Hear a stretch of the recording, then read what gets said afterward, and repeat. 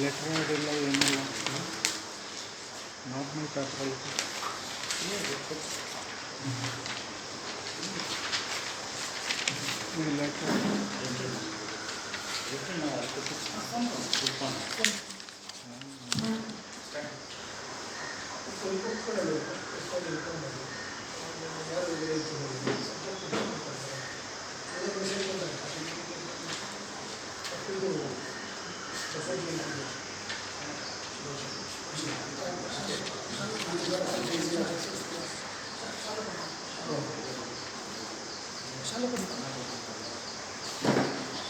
ಸ್ನೇಹಿತರೆ,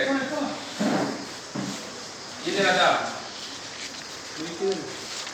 ಪ್ರೆಸ್ ಮೀಟಿಗೆ ಆಗಮಿಸಿರ್ತಕ್ಕಂತಹ ಎಲ್ಲ ಪತ್ರಿಕಾ ಮಿತ್ರರಿಗೆ ಸ್ವಾಗತವನ್ನ ಕೊಡ್ತಾ ಇದ್ದೀನಿ.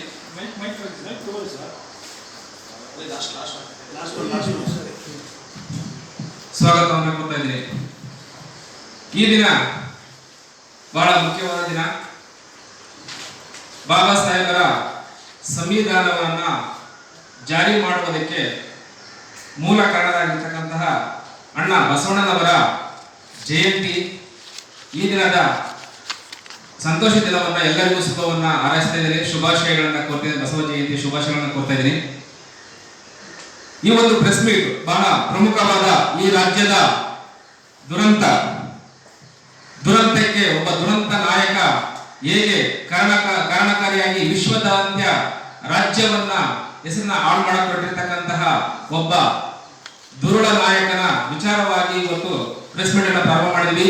ಈ ಪ್ರೆಸ್ ಮೀಟ್ಗೆ ಬಹುಜನ ಸಮಾಜ ಪಾರ್ಟಿಯ ಅಧ್ಯಕ್ಷರು ಆದಂತಹ ಮಾನ್ಯ ಮಾರ್ಸಂದ್ರ ಮುನಿಯಪ್ಪಜಿ ಅವರು ಆಗಮಿಸಿದ್ದಾರೆ. ಅವರಿಗೆ ಸ್ವಾಗತವನ್ನ ಕೋರ್ತಾ ಇದ್ದೀನಿ. ಹಾಗೂ ಬಹುಜನ ಸಮಾಜ ಪಾರ್ಟಿಯ ರಾಜ್ಯ ಸಂಯೋಜಕರಾದಂತ ಮಾನ್ಯ ಶ್ರೀ ಎಂ ಗೋಪಿನಾಥ್ ಜಿ ಅವರು ಈ ಕಾರ್ಯಕ್ರಮ ಪತ್ರಿಕಾಗೋಷ್ಠಿಯಲ್ಲಿದ್ದಾರೆ. ಅವರಿಗೆ ಸ್ವಾಗತವನ್ನ ಕೋರ್ತಾ ಇದ್ದೀನಿ. ಬಹುಜನ ಸಮಾಜ ಪಾರ್ಟಿಯ ರಾಜ್ಯ ಉಪಾಧ್ಯಕ್ಷರಾದ ಮಾನ್ಯ ಗಂಗಾಧರ್ ಬಹುಜನ್ ಅವರು ವೇದಿಕೆಯಲ್ಲಿದ್ದಾರೆ. ಅವರಿಗೆ ಸ್ವಾಗತವನ್ನ ಕೋರ್ತಾ ಇದ್ದೀನಿ. ಬಹುಜನ ಸಮಾಜ ಪಾರ್ಟಿಯ ರಾಜ್ಯ ಪ್ರಧಾನ ಕಾರ್ಯದರ್ಶಿಗಳಾದಂತಹ ಆರ್ ಮುನಿಯಪ್ಪಜಿ ಅವರು ವೇದಿಕೆಯಲ್ಲಿದ್ದಾರೆ. ಅವರಿಗೂ ಸಹ ಪತ್ರಿಕಾಗೋಷ್ಠಿಯ ಪರವಾಗಿ ಸ್ವಾಗತವನ್ನ ಕೋರ್ತಾ ಇದ್ದೀನಿ. ಈ ದಿನದ ನಾನು ಲೋಕೇಶ್ ಚಂದ್ರ ಮೂಲ ನಿವಾಸಿ ಮಹಾ ಒಕ್ಕೂಟದ ಪ್ರಧಾನ ಕಾರ್ಯದರ್ಶಿಯಾಗಿ ಪತ್ರಿಕಾಗೋಷ್ಠಿಯಲ್ಲಿ ಭಾಗವಹಿಸ್ತಾ ಇದ್ದೀನಿ. ಈ ದಿನದ ವಿಚಾರವಾಗಿ ಪತ್ರಿಕಾಗೋಷ್ಠಿ ವಿಚಾರವಾಗಿ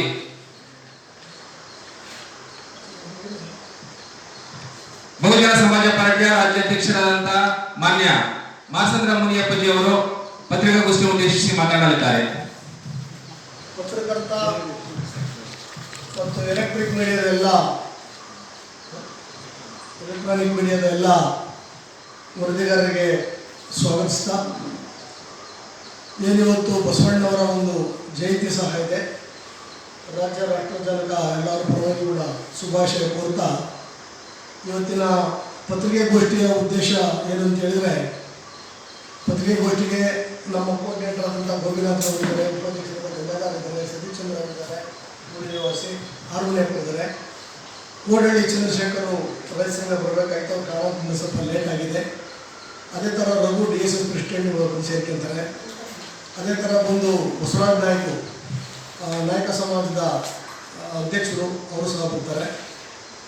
ಇವತ್ತಿನ ಪತ್ರಿಕಾಗೋಷ್ಠಿಯ ಉದ್ದೇಶ ಅಂತ ಹೇಳಿದ್ರೆ, ತಮ್ಮೆಲ್ಲರಿಗೂ ಕೂಡ ಗೊತ್ತಿದ್ದಾಗೆ ಇಡೀ ರಾಜ್ಯ ರಾಷ್ಟ್ರ ಜಗತ್ತು ತಲೆದಾಳಗೊಳ್ಳುವಂಥ ಒಂದು ಘಟನೆ ಕರ್ನಾಟಕ ರಾಜ್ಯ ಮತ್ತು ಹಾಸನ ಜಿಲ್ಲೆಯಲ್ಲಿ ನಡೆದಿದೆ. ಇದೆಲ್ಲ ತಮಗೆಲ್ಲ ಗೊತ್ತಿದೆ. ಭಾಳಷ್ಟು ಪತ್ರಿಕೆಗಳಲ್ಲಿ ಅದನ್ನು ಪ್ರಕಟಣೆ ಮಾಡಿದ್ದೀರಾ. ಅದರಲ್ಲೂ ಕೂಡ ಪವರ್ TV ಮೂಲವನ್ನು ಹುಡುಕಿ ಬೇರೆ ಸಮೇತವನ್ನು ತೆಗೆದು ಈ ಒಂದು ರಾಜ್ಯಕ್ಕೆ, ರಾಷ್ಟ್ರಕ್ಕೆ, ಜಗತ್ತಿಗೆ ಅದನ್ನು ತೋರಿಸಿದ್ದಾರೆ. ಅದಕ್ಕೆ ಸಂಬಂಧಪಟ್ಟ ಹಾಗೆ ಇವತ್ತು ಈಗಾಗಲೇ ಒಂದು 10-15 ದಿನದಿಂದ ಕೂಡ ಕಂಟಿನ್ಯೂ ಕೂಡ ಎಲ್ಲ ಪತ್ರಿಕೆಗಳಲ್ಲಿ, TV ಮಾಧ್ಯಮದಲ್ಲಿ ಪ್ರಕಟಣೆ ಆಗ್ತಾ ಇದೆ. ಯಾವುದು ಅಂತ ಹೇಳಿದ್ರೆ, ದೇವೇಗೌಡರ ಮೊಮ್ಮಗ ಪ್ರಜ್ವಲ್ ರೇವಣ್ಣ ಮತ್ತು ರೇವಣ್ಣನ ಹಗರಣಗಳು. ಇದಕ್ಕೆ ಸಂಬಂಧಪಟ್ಟ ಹಾಗೆ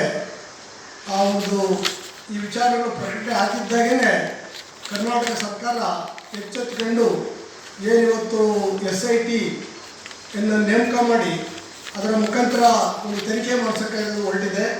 ನಮ್ಮ ಇವತ್ತು ಒಕ್ಕೂಟದ ವತಿಯಿಂದ ಅದನ್ನು ನಾವು ಸ್ವಾಗತಿಸ್ತೀವಿ. ಜೊತೆಯಲ್ಲಿ ಇವತ್ತು ಒಂದು ತನಿಖೆ ನಾವು ನೋಡ್ತಾ ಇದ್ದಾಗೆ ಒಂದು ರೀತಿಯ ಸ್ವಲ್ಪ ಇಂಪಾರ್ಷಿಯಲ್ ಆಗಿ ತನಿಖೆಯನ್ನು ಮಾಡಿ ನಿಜವಾದ ಅಪರಾಧಿಗಳನ್ನು ಅರೆಸ್ಟ್ ಮಾಡಬೇಕು ಮತ್ತು ಅವರನ್ನು ಈಗ ಸಂತ್ರಸ್ತರು ಏನಿದ್ದಾರೆ ಅವರಿಗೆ ರಕ್ಷಣೆ ಕೂಡ ಕೊಡಬೇಕಂತ ನಿಟ್ಟಿನಲ್ಲಿ ಅವರು ಕೆಲಸ ಮಾಡ್ತಾ ಇದ್ದಾರೆ ಅಂತಕ್ಕಂಥದ್ದನ್ನು ನಾವು ಗಮನಿಸಿದ್ದೀವಿ. ಆದರೆ ಇತ್ತೀಚಿನ ದಿನಗಳಲ್ಲಿ 3-4 ದಿನದಿಂದ ಇವತ್ತು ಫಸ್ಟು ಈ ರಾಜ್ಯದ ಮಾಜಿ ಮುಖ್ಯಮಂತ್ರಿಗಳಾದಂಥ ಕುಮಾರಸ್ವಾಮಿ ಅವರು ಮತ್ತು ಆಪೋಸಿಷನ್ ಲೀಡರ್ ಆದಂಥ ಅಶೋಕ್ ಅವರು, ಕುಮಾರಸ್ವಾಮಿ ಮೊದಲೇ ಹೇಳಿದರು ಉಪ್ಪು ತಿಂದವ್ರು ನೀರು ಕುಡೀಲಿ ಅಂತೇಳಿ, ಅದು ಕಂಟಿನ್ಯೂ 3-4 ದಿನ ನ್ಯೂಸ್ ಆಯಿತು. ಅಶೋಕ್ ಅವರು ಹೇಳಿದರು ಈ ಒಂದು ದಸ್ತಗಿರಿ ಮಾಡಿರೋ ಪ್ರಕ್ರಿಯೆ ಕರೆಕ್ಟ್ ಇದೆ, ಸರ್ಕಾರ ಮಾಡಿದ್ದು ಅಂತ ಕೂಡ ಹೇಳಿದರು. ಬಟ್ ಈಗ 2-3 ದಿನದಿಂದ ಅಲ್ಲಿ ಒಬ್ಬ ದೇವರಾಜ ಗೌಡ ಯಾರೋ DK ಶಿವಕುಮಾರ್ ಹತ್ರ ಏನೋ ಮಾತಾಡದೆ ಬಂಡರಾಯದಿಂದ ಕಾರಣವನ್ನೆಲ್ಲ ಇಟ್ಕೊಂಡು ಈ ವಿಚಾರವನ್ನು ಮುಂದೆ ಇಟ್ಕೊಂಡು ಕುಮಾರಸ್ವಾಮಿ ಅವರು ಈ ತನಿಖೆಯನ್ನೇ ಪೂರ್ತಿ ದಿಕ್ತಪ್ಸಕ್ಕೆ ಹೊರಟಿದ್ದಾರೆ. ಅದರಿಂದ ಇವತ್ತು ನಮ್ಮದೇನೋ ಒಂದು ಒತ್ತಾಯ ಅಂದರೆ ನಾವು ಯಾರು ಕೂಡ ಇಲ್ಲಿ ಸೈನ್ ಮಾಡಬೇಕಾಗಿರೋರು ಕೂತಿರ್ತಕ್ಕಂಥ ಜನ ನಾವು BJPಗೆ ಸಂಬಂಧಪಟ್ಟವರಲ್ಲ, ಕಾಂಗ್ರೆಸ್ಸಿಗೆ ಸಂಬಂಧಪಟ್ಟವರಲ್ಲ, DK ಶಿವಕುಮಾರ್ಗೂ ಸಂಬಂಧಪಟ್ಟವರಲ್ಲ, ಕುಮಾರಸ್ವಾಮಿಗೂ ಸಂಬಂಧಪಟ್ಟವರಲ್ಲ. ನಾವು ಸುಮಾರು 35-40 ವರ್ಷಗಳಿಂದ ಈ ರಾಜ್ಯದಲ್ಲಿ ನಾವು ಯಾವುದೇ SC STಗಳು, ಹಿಂದುಳಿದ ವರ್ಗದವರು, ಧಾರ್ಮಿಕ ಅಲ್ಪಸಂಖ್ಯಾತರು ಅಥವಾ ಹೆಣ್ಣುಮಕ್ಕಳ ವಿಚಾರ, ರೈತರ ವಿಚಾರಗಳನ್ನು ಬಂದಾಗ ನಾವು ಸಾಕಷ್ಟು 35-40 ವರ್ಷಗಳ ಕಾಲ ಹೋರಾಟಗಳನ್ನು ಮಾಡಿಕೊಂಡು ನಾವು ಬಂದಿದ್ದೀವಿ. ಈ ವಿಚಾರಕ್ಕೆ ಸಂಬಂಧಪಟ್ಟಂಗೆ ಇವತ್ತು ಕುಮಾರಸ್ವಾಮಿಯವರು ಮಾಜಿ ಮುಖ್ಯಮಂತ್ರಿಗಳು 2 ಟೈಮ್ ಆಗಿದ್ದರು, ಲೋಕಸಭಾ ಮೆಂಬರ್ ಕೂಡ ಆಗಿದ್ದರು, ಒಂದು ಪಕ್ಷದ ಅಧ್ಯಕ್ಷರು ಕೂಡ ಅವರಾಗಿದ್ದಾರೆ.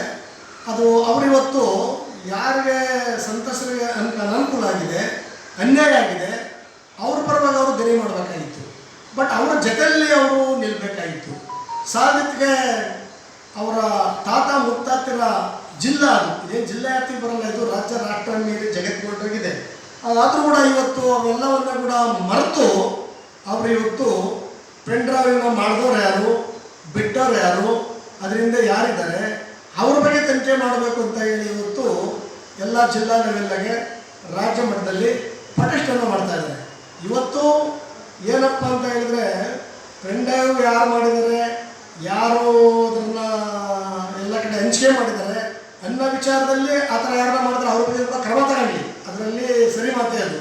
ಬಟ್ ನಿಜವಾಗೂ ಇವತ್ತು ಊರುಗಳನ್ನು ಬಿಟ್ಟು ಗಂಡ ಮಕ್ಕಳಿಗೆ ಎದುರ್ಕೊಂಡು, ಸಮಾಜಕ್ಕೆ ಎದುರ್ಕೊಂಡು ತಿಂಗಳಾನುಗಟ್ಟಲೆ ಇವತ್ತು 6 ತಿಂಗಳಿಂದ 3 ತಿಂಗಳಿಂದ 1 ತಿಂಗಳಿಂದ 2 ತಿಂಗಳಿಂದ ಸಾವಿರಾರು ಅನ್ನೋದಾದರೂ ಕೂಡ ಕನಿಷ್ಠ 100 ಜನ ಹೆಣ್ಣುಮಕ್ಕಳು ಇವತ್ತು ಊರುಗಳನ್ನು ಬಿಟ್ಟಿದ್ದಾರೆ. ಆ ಪೆಂಡ್ರೈವ್ನ ಎಲ್ಲ ಕಡೆ ಹಂಚಿಕೆಪಟ್ಟಾಗಿದೆ. ಈ ಟೈಮಲ್ಲಿ ಒಂದು ಇನ್ವೆಸ್ಟಿಗೇಷನ್ ಆಗೋಂಥ ಟೈಮಲ್ಲಿ, ತನಿಖೆ ಆಗೋಂಥ ಟೈಮಲ್ಲಿ ಈ ಗೊಂದಲವನ್ನು ಸೃಷ್ಟಿ ಮಾಡ್ತಕ್ಕಂಥ ಕೆಲಸವನ್ನು ಈ ಕುಮಾರಸ್ವಾಮಿಯವರು ಅವರ ಪಟಾಲಗಳು ಮಾಡ್ತಾ ಇದ್ದಾರೆ. ಇದು ಸರಿಯಾದ್ದಲ್ಲ. ಇವತ್ತು ವಿರೋಧ ಪಕ್ಷದಲ್ಲಿ ಇರ್ತಕ್ಕಂಥ ಅಶೋಕ್ ಅವರು ತಿಳ್ಕೊಬೇಕು ವಿರೋಧ ಪಕ್ಷ ಅಂದರೆ ಏನು ಅಂತೇಳಿ. ವಿರೋಧ ಪಕ್ಷದಲ್ಲಿ ನಾವು ಇದ್ದೀವಿ, ವಿರೋಧ ಪಕ್ಷದ ಜವಾಬ್ದಾರಿ ಏನು? ಈ ರಾಜ್ಯದ ಪರಿಷ್ಠ ಜಾತಿ ವರ್ಗದವರು, ಹಿಂದುಳಿದ ವರ್ಗದವರು, ಧಾರ್ಮಿಕ ಅಲ್ಪಸಂಖ್ಯಾತರು, ರೈತರು,